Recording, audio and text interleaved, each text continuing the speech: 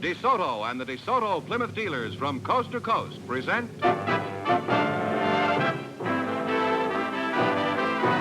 Groucho Marx in You Bet Your Life. And here he is, the one, the only... Oh, that's me, Groucho Marx.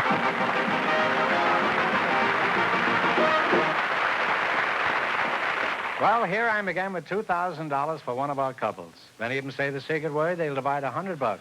The word tonight is hand. H-A-N-D. Okay, Ducky. Mr. Fenneman, who's first?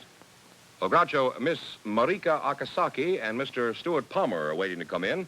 They were chosen because of their occupations to be on our show tonight. So, folks, you come in, please, and meet Groucho Marx. Welcome, welcome for the DeSoto Plymouth dealers. Say the secret word and divide $100. It's a common word. It's something you always have with you. Marika Akasaki and Stuart Palmer. Now, which one is Marika Akasaki? I am. Oh, you.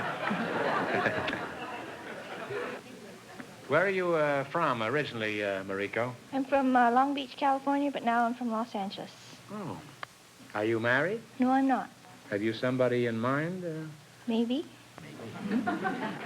Mariko, what kind of a job do you have? I'm a newspaper reporter. You're a newspaper reporter? Yes, A sob sister, huh? Which paper do you work for? The Rafushimpo. The what? The Rafushimpo. The Rafushimpo were coming and... As a matter of fact, I know the Rafushimpo very well. When I was in Philadelphia, I read it every day. In Philadelphia, everybody reads the Rafushimpo.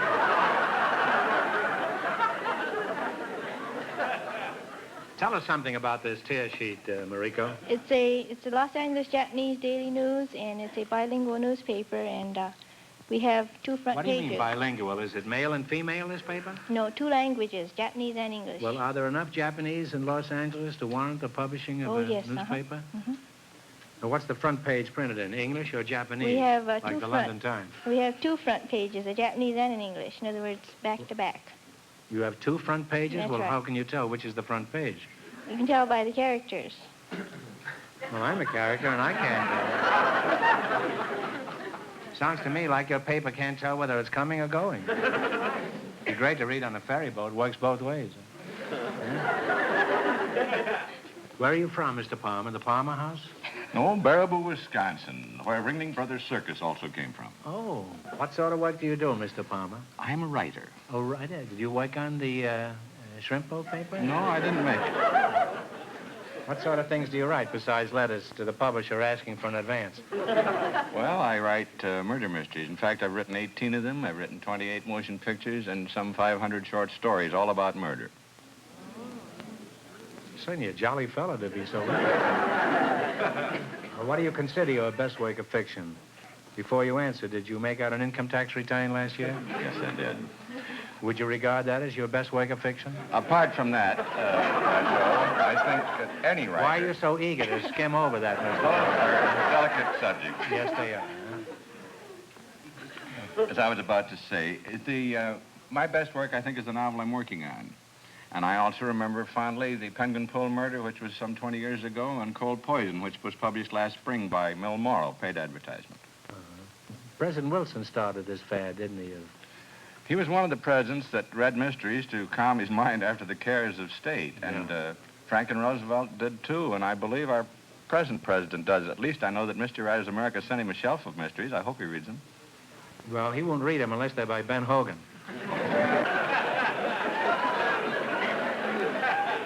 How long have you been writing mystery stories? 23 years. Mm-hmm. And in that time, how many people would you say you've bumped off? I'm not a bloodthirsty writer. I don't think I've killed over 500. Well, don't get discouraged, I'm sure. A little more experience, you can do much better than that. In television, you know, we knock off that many in a week. Of course, that's only on children's programs. Just out of idle curiosity, how would you go about committing the perfect crime? Well, Groucho... Now, just wait just a minute. 3/4 of the people at home are out getting a pencil and paper. Just hold it. You all ready out there? Okay, shoot. Well, to bring it down to home, down. there are in every household 2 ingredients, which, if combined, would make the perfect poison, which cannot be analyzed. I'm not at liberty to mention the name of those ingredients in my books or over the air. Well, you don't have to tell us, Stu. Everybody knows the 2 common household ingredients that lead to murder. It's a husband and a wife. Time! March it on! By the way, I heard there are more killers running loose than we realize. Would you say this is true, Mr. Palmer? A famous criminologist once told me that every adult person who knows 10 people knows a murderer. I think that's carrying it a little far, but it's not too far off the beam. Would you say 11? Have you done any serious studying of crime, Mr. Palmer? Well, I've been lucky enough occasionally to work with the police and the district attorney's office and defense attorneys on big cases and to cover trials for newspapers as a feature reporter. And I have a library on true crimes and on legal jurisprudence and toxicology, that sort of thing, so I make a fairly sincere study of it, yes. I see. What do you think of Jack Webb's methods in solving crimes? I think that those stories have portrayed the ideal policeman, and there are some of them, better than anything I've ever seen on the screen, whether it's the motion picture screen or the television screen. He always solves the crime, doesn't he? But he does it by police methods that are legitimate instead of by inspiration and tricks. I'd like to see him just once walk up to the microphone and say, folks, I can't figure it out.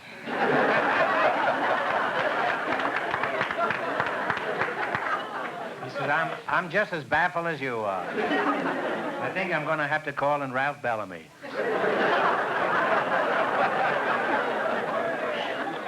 I think it'd be good if 1 week he couldn't solve it, just to show that he's human. Well, it's certainly been mysterious talking to you two. And now it's time to play You Bet Your Life. Remember, we start you off with $100. You try to run it into as much as you can. If you miss a question, you lose half your bankroll. Okay, are you ready? Yes, and before we go into that, I'd like to say that I have another partner tonight. The National Jewish Home for Asthmatic Children in Denver is being cut in on anything I might win if I'm that lucky. Well...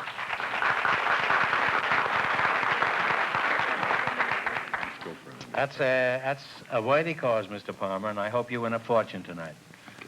Small fortune. Let's not overdo it. Now, you select a dictionary quiz, and remember, the more the question is worth, the harder it is. What do you want to start with? Start with 100. Start with 100? Mm-hmm. If you had a sobriquet, what would you have? S-O-B-R-I-Q-U-E-T. Nickname? Yeah, that's right, nickname. You've added $100 to your $100. You now have $200. Now, what are you going to go for? 80. 80? What does the word parsimonious mean? Stingy. That's me, Groucho Marx. You now have $280. Now, what are you going to try? 70. What is a philatelist? Stamp collector. Stamp collector. You now have $350. It's your last chance to beat the other couples. What are you going to go for? We don't do the 950. 50, I guess. 50. If you were an apothecary, what would you be? A druggist. Druggist or pharmacist. That is correct. And you wind up with $400. Thanks and good luck from the DeSoto Plymouth dealers.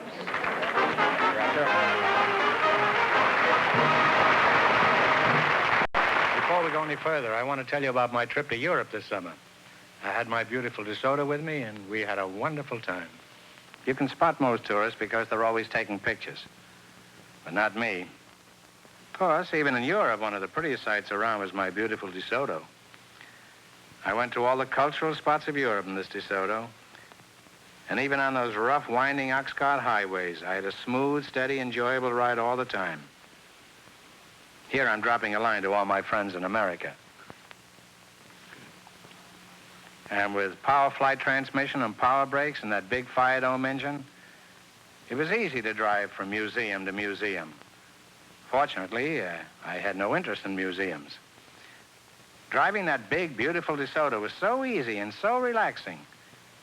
I felt like this all the time. Yes, it was just one round of culture after another. And driving a DeSoto all through Europe is quite an experience. Everyone who sees you comments on what a good-looking car it is. So, Europe or America, it doesn't make any difference. I don't think you can buy a prettier, better-built car than this great DeSoto. I wish you'd go down to your DeSoto Plymouth dealer and try one out for yourself. And when you do, tell them Groucho sent you. Well, those are very interesting, Groucho, but are you sure you showed us everything that happened in Europe? Well, not quite everything. Sometime soon, when we have more time, I may show you some other scenes. But now let's get on with the show. Well, Groucho, Miss June Howard and Mr. Dick Prettyman are waiting to come in and talk to you. So, folks, would you come in, please, and meet Groucho Marx. Well, welcome for the DeSoto Plymouth dealers. Say the secret word and divide $100. It's a common word, something you always have with you. Let's see now. June Howard and Dick Prettyman, huh? Nice-looking couple there, huh? Mr. Prettyman, tempting as it is, I have no intention of commenting on your name. That's your cross, and you'll just have to bear it. That's Miss June Howard, eh? I'll start with you. What kind of a job do you have? I'm a policewoman. Well, I'll see you around. Fly cops. Oh. You certainly fooled me. I never saw any look like that. Where's your uniform? How can I tell you really are a flatfoot? Some of my friends may want to know. Well, Groucho... Although most of my friends can spot a cop a mile away. Can you prove you're a policeman? Yes, I can prove it. I have identification, I have a badge, and a gun. I suppose if I want further proof, you'd shoot me, is that it? No. Would you like to be pinched by her, Mr. Prettyman? Well, it all depends. That category might be all right. What sort of work do you do, pretty boy Floyd? I'm a motorman and conductor for the Metropolitan Coach Lines. You're a motorman and a conductor? Mm-hmm. You must be pretty tired by the end of the day running back and forth like that. What kind of a jalopy do you drive? We have a three-car train morning and evening. They each hold about 80 passengers each. Well, where is your run, besides from the front end to the rear end? From Bellflower to Los Angeles. Bellflower? Yes, sir. Have you made friends with any of your passengers, or do you regard the day's work as just another cattle drive? No, I've made friends with all of them, Groucho, even to the extent that I know their birthdays or anniversaries, where they live, where they work. Well, why are you so interested in obtaining all this information about the passengers? Well, it comes in nice on their birthdays or anniversaries. The ladies, I usually give a birthday card and a corsage, too. And you give the men, what do you give the men? Give them a birthday card and a cigar. And a card of sympathy if they're married? That's right.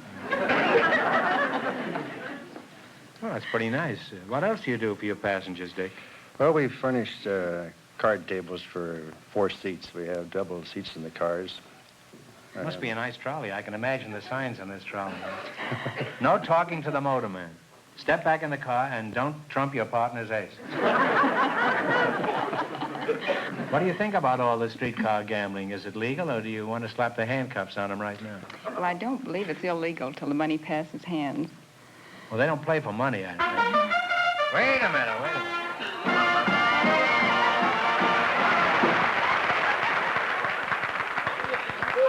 You said money, so you get $50. That's the sacred word. And, Thank you. Dick, you get $50. The word is hand. What did I say? Money. Well, it really is money, though. Well, the time has come for some serious business now. You're going to play You Bet Your Life. The first couple won $400, and the secret word is hand. We start you off with $100. If you miss a question, you lose half your bankroll, no matter what size it may be at the time. Is that clear? Clear. Are you ready? You selected geography. You ought to know a lot about that, driving back and forth to Bellflower. And remember, the more the question is worth, the harder it is. Now, what do you want to start with? 40. Let's start. 40. $40. Now, one answer between you. Remember your partners.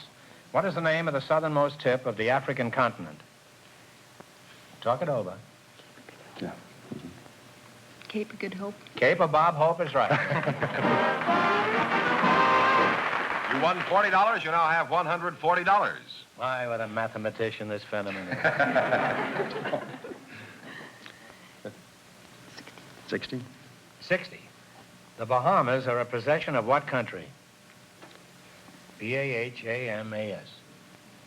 I thought it was bananas. It's English. Yeah, it is English. English. English is right. You now have $200. Now what are you going to try? Check 100. 200. 100. The 100. The $100 100. question. The rugged pass between Afghanistan and India, is famed in song and story. What is the name of it? The Tiber Pass.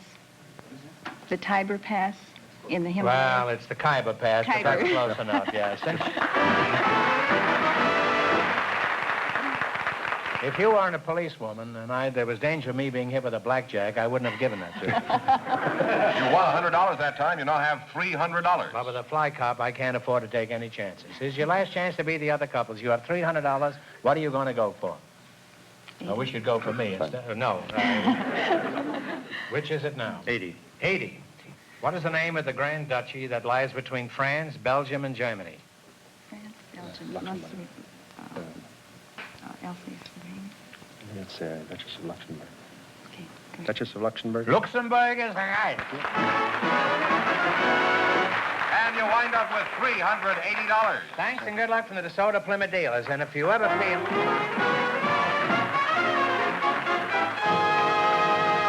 And if you ever feel an overwhelming desire to arrest somebody, be sure it's me. Thank you, Groucho. You're Thank you. Look me up. Yes, I'm certainly going to like take to a have- ride on that mudskow of yours, huh? Now what have we, George? Well, Groucho, we invited some scoutmasters to our program tonight. And just before we went on the air, our studio audience selected Mr. Alfred Hadley. His partner is a special guest, one that I think you're going to find very interesting. She's Miss Reinhild Olesen. So, folks, would you come in, please, and meet Groucho Marx. Welcome to You Bet Your Life. Say the secret word and divide $100. It's a common word, something you always have with you. Let's go,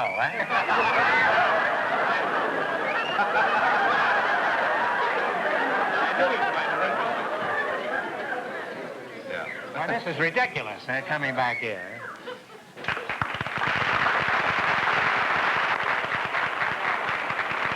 A man from the Boy Scouts and a beautiful girl, huh? Well, as much as I like the Boy Scouts, you may come in second tonight. Now, let's see. Ragnhild Olausen. Is that how you pronounce your name? Yes, it's close to it. I pronounce it Ragnhild Olausson. Ragnhild Olausen, huh? Well, I can't keep you calling Olausen up here. I have a hard enough time speaking English. What do your friends call you? And I'm sure you must have many of those. They call me Johnny. Johnny, yeah? Where are you from, John? Imagine calling this John. I am from a small town, and its name is Alingsås. It's close to It's go. called what? Applesauce? No. Alingsås. Oh, you still said applesauce. No. Is You that must near listen Appleton? very carefully. I listen carefully. Alingsås. I can't. I'm watching you so much I can't hear what you're saying. Well, you're certainly a beautiful girl, Johnny. Johnny. How tall are you, John? I am 1 meter and 70 centimeters. I'd be glad to meet her, but I want to know how tall you I am 5'7" in this country. are. You're 5'7" in this country, huh? Yes. How And tall 1 are you in meter Sweden, and huh? 1 meter and 70 centimeters in Sweden. Oh. And how old are you, Johnny? I'm 19. 19. Well, you're too tall for me anyway. Mr. Hadley, you ought to be ashamed of yourself coming out here at all tonight.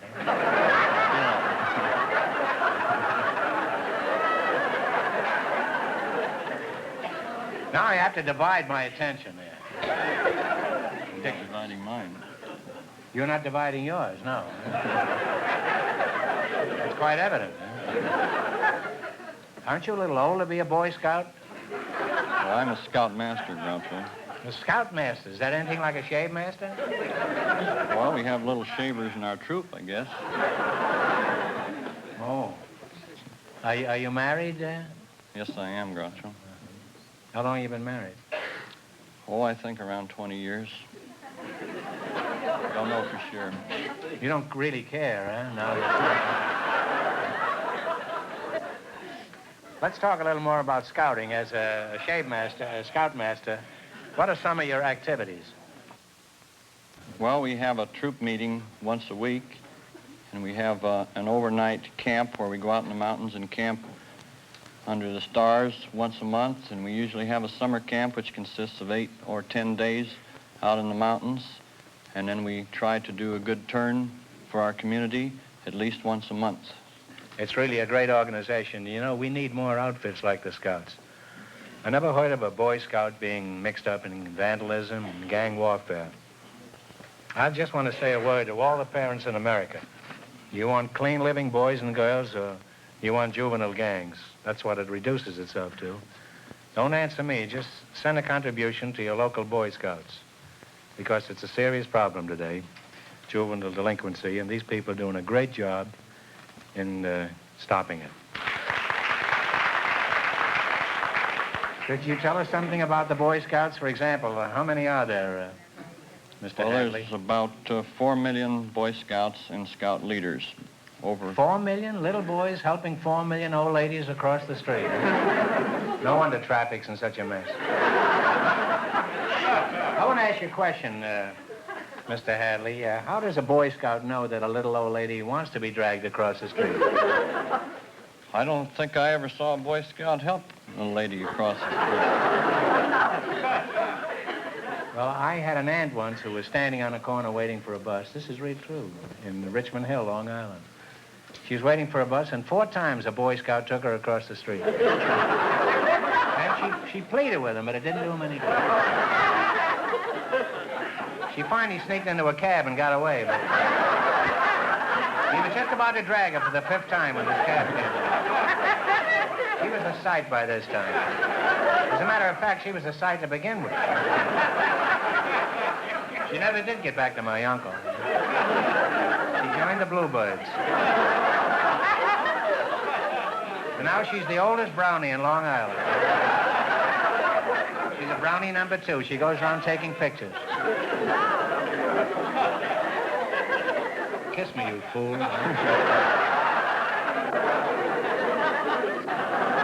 How long have you been in the United States, Johnny? I've been here for 2 months. 2 months, huh? You speak English astonishingly well for such a brief time. What are you doing in America, and how? I came here to the Miss Universe contest to represent Sweden.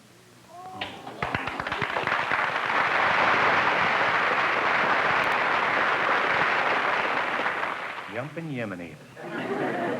I want to congratulate you. You're a credit to Sweden and to Norway and Denmark. How many girls were in the contest? There were about 35 or 40 international girls, and then there were 1 girl from every state in this country. And how'd you make out? I was the 5. You were the 5? Yes. You mean you came out 5th, huh? Mm-hmm. I've never seen a 5th with a shape like that, huh?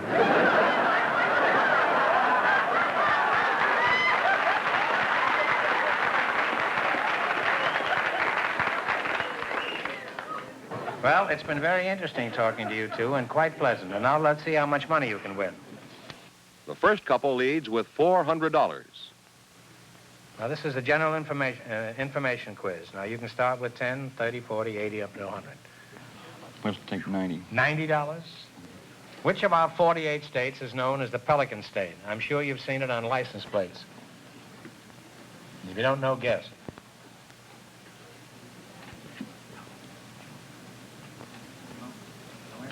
Florida? You're close. It's Louisiana. Well, you How had many got left? Well, they have 50 left. You had 100, you lost half it, you now have 50. All right, don't get discouraged now. What do you want to try this time? Or 20. 20. Mm-hmm. What is the correct time for the front end of a ship? Bow. Bow wow, that's right. You won 20, you now have $70. All right, now you have $70. Now what are you going to try? Let's try 70 you want to try? Okay. 70. What do you call the loose outer garment worn by the ancient Romans? Toga. Toga is correct. You now have $140. Here's your last chance to beat the other couples. What are you going to go for? Okay, let's make it 80. $80. What famous stage actress continued her great career despite the loss of a leg? Could you say it again? I doubt it. What famous stage actress continued her great career despite the loss of a leg? Time's up. I'm sorry. Peters. Sarah Bernhardt. You lost. Famous French actress. You lost half your $140, and you wind up with $70. Thanks and good luck from the DeSoto Plymouth dealer. See you later, Johnny.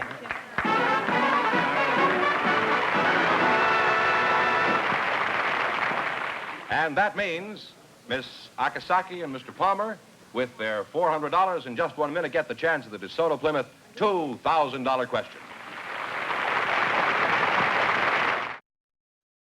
And here's the winning couple, Groucho, Miss Akasaki and Mr. Palmer, all set for the DeSoto Plymouth $2,000 question. Here we go for $2,000. I'll give you 15 seconds to decide on a single answer. Think carefully and please no help from the audience. For $2,000, what is the capital city of Maine? You know?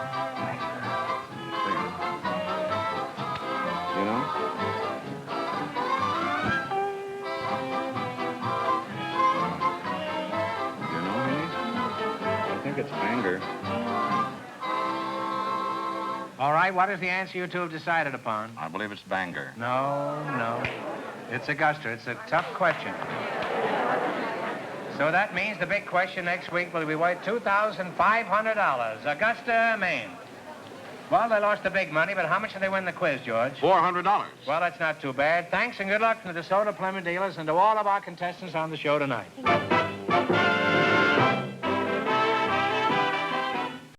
Remember, your DeSoto dealer sells 2 great cars.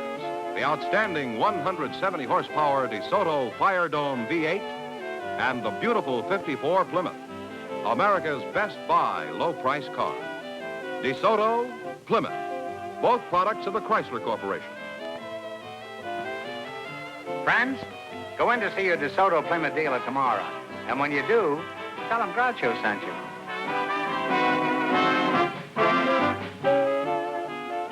Be sure to tune in next week, same time, same station, for Groucho Marx in You Bet Your Life on television. On radio every Wednesday night. And don't miss the big Chrysler Corporation TV show each week on another network.